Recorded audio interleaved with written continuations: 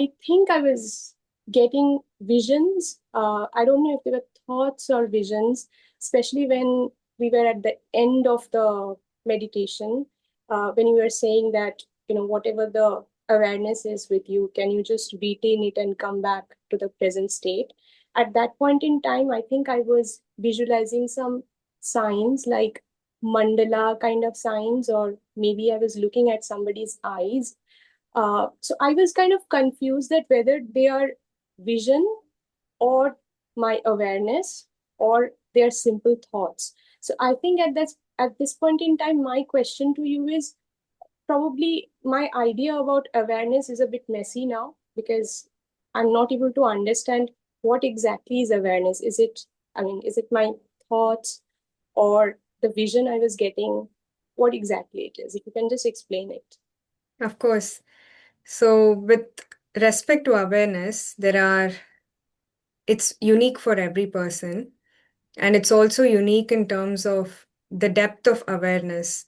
So, it's almost like you're looking at an ocean from the surface level and you just see the ocean surface. And then, if you get closer and closer to the ocean, if you were a bird, you'll start to see waves. And then, if you were to swoop down as a bird and pick up a fish or whatever, you get to see a little beneath the surface of the ocean. But if you were a deep sea diver, you could go all the way into the ocean and look at the surface of the ocean flow and maybe see corals and other things. In every present moment, it can be very different based on your current present moment. And depending on what needs to come up in that present moment, the intelligence within you, the conscious awareness within you, will create experiences for you as to what it wants to show you, or have this experience come up in your body or your system. The need to understand the experience comes from the mind. So if you start to become aware, and by aware, I mean all parts of you, like the mind, the body, the sensations, the energies. And it starts to expand in a way. Sometimes you may just be aware of your breath. Sometimes you may be aware of your breath and your thinking activity. And you will be able to see your thoughts. And then you're aware of two things now. Some days, if you have more stillness and presence, you may be aware of your breath, your feet, your thoughts, your heartbeat, your pulsations, and five other things.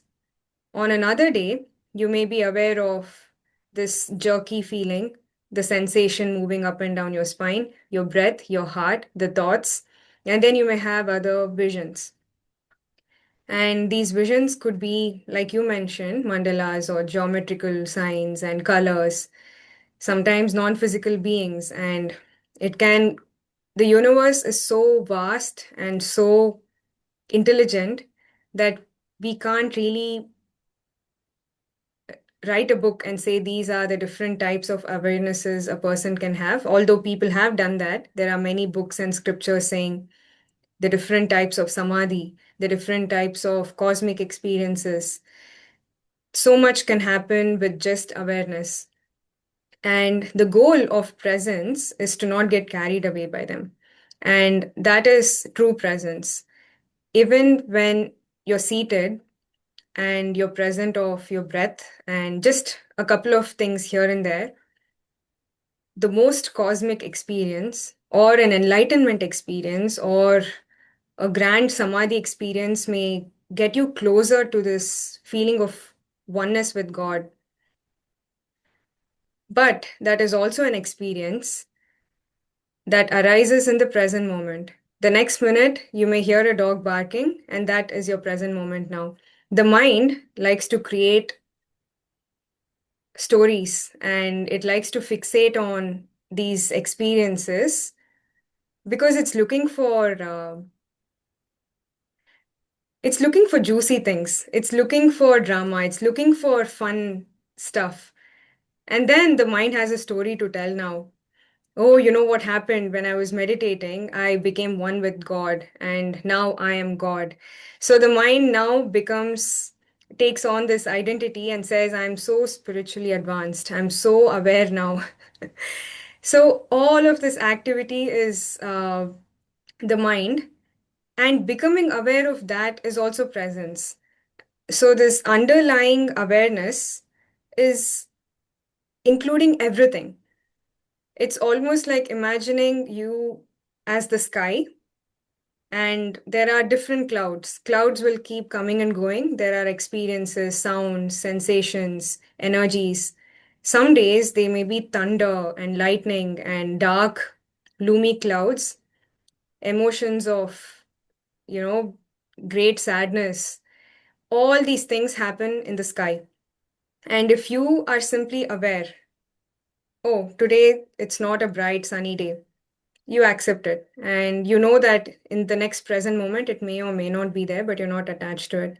And then in the next present moment, suddenly the sky may just become very cloudy and it may pour down. That may show up as tears. You allow that too because you're the sky, and the sky doesn't object to rain or shine. It simply is present. And that presence is aware of everything that's happening.